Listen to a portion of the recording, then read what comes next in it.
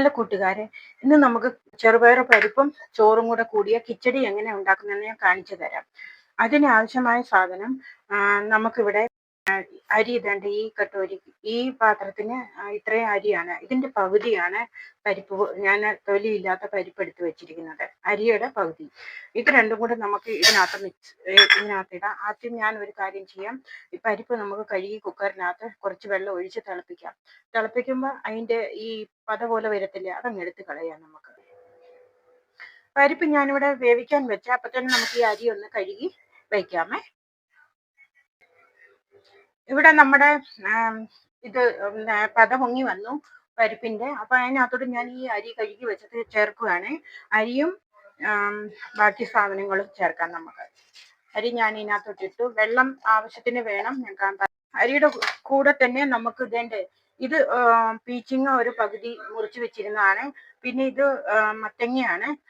ഏത് സബ്ജി ആണെങ്കിലും നല്ലതായിട്ട് കുഴയുന്ന സബ്ജികൾ അത് നമുക്ക് എടുത്ത് ഇതിനകത്തോട്ട് കട്ട് ചെയ്ത് ഇതിനകത്തോട്ട് ഇടാമേ. അതുപോലെ ഇത് ഒരു ഉരുളൻകിഴങ്ങ്, ഇത് വെളുത്തുള്ളി കുറച്ചേറെയുണ്ട് ഞാൻ എടുത്തത്. അത്രയൊന്നും ഇടണ്ട, ഞാൻ ഇച്ചിരി കൂടുതൽ ഇടുവേ. ഇതൊരു സവാളയാണ് ചെറുതായിട്ട് അരിഞ്ഞ. ഇതും കൂടെ ഞാൻ ഇതിൻ്റെ കൂടെ അങ്ങ് മിക്സ് ചെയ്യുവാണേ.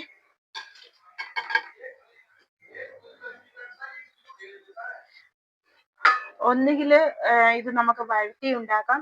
അപ്പം നമ്മൾ ഇതിന് ലാസ്റ്റിൽ ഇതിന് ഒരു കടുക് പൊട്ടിക്കും, അത്രേ ഉള്ളൂ. അപ്പം ഞാൻ ഈ തക്കാളിക്ക് വെന്ത് വരെ ശരിക്കും തൊലി കൂടുതലുള്ള തക്കാളിക്ക്, അതുകൊണ്ട് ഇതൊന്ന് ജസ്റ്റ് ഒന്ന് ക്രഷ് ചെയ്തതാണ്.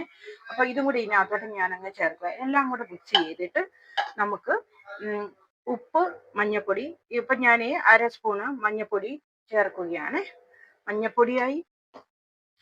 ഇനി 1 സ്പൂൺ ഉപ്പ്, 1 സ്പൂൺ ഇടുവാണ്. ഉപ്പ് ചോറല്ലേ ഇതിനകത്ത്, അപ്പം ഉപ്പ് വേണ്ടി വരുവേ. പിന്നെ ഇത് എരിവുള്ള മുളകാണ്. അപ്പം മുളക് കുറച്ച് മതി കേട്ടോ. മുളക് ഒരു കുറച്ച്, ഇതിന്റെ പകുതി ഇടുന്നുള്ളൂ ഞാൻ. മുളക് ഞാൻ മുഴുവൻ ഇട്ടില്ല, ഇത്രയും സാധനം മതിയേ. അപ്പം ഞാൻ ഒരല്പം കൂടെ വെള്ളം ഒഴിച്ച് ഇത് കണ്ടോ, ഇതാണ് വെള്ളം. നമ്മളുടെ ഈ വിരലിന്റെ ഇത്രയും ഭാഗം വെള്ളം അരി എല്ലാം കൂടെ കൂടിയിട്ട് ഇരുന്നാൽ മതിയെ.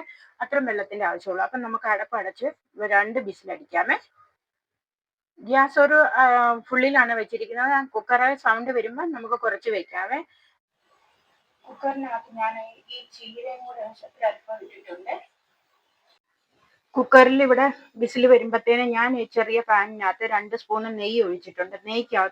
നെയ്യ് അല്ലെങ്കിൽ എണ്ണ ഉപയോഗിച്ചാൽ മതി. നമുക്ക് നെയ്ക്കകത്ത് ഞാൻ എല്ലാം കൂടിയാണ് 1 സ്പൂണാണ് ഇട്ടിരിക്കുന്നത്. ജീരകം, അയമോദകം, പിന്നെ 2 ചുമന്ന മുളക്, ഒരു ശകലം കായം, ഇതെല്ലാം കൂടി 1 സ്പൂണാണ് ഞാൻ എടുത്തിരിക്കുന്നത്. അയമോദകം ഇടണമെന്ന് നിർബന്ധമൊന്നുമില്ല.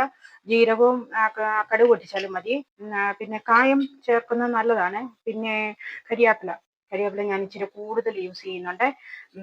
കരിയാപ്പിലയും കൂടെ കൂട്ടി എടുത്തിട്ട്, ഇത് പൊട്ടുന്നുണ്ട് ഇവിടെ, അപ്പോൾ കരിയാപ്പിലയും കൂടെ ഇട്ടിട്ട് ഞാൻ അങ്ങ് ഗ്യാസ് അങ്ങ് നിർത്തുവേ, കരിയാതിരിക്കാൻ വേണ്ടിയിട്ടാണ്.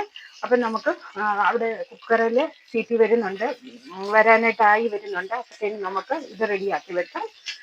പിന്നെ അടുത്ത് ഞാൻ കിച്ചടി കാണിച്ചു തരാം എങ്ങനെയാണ്.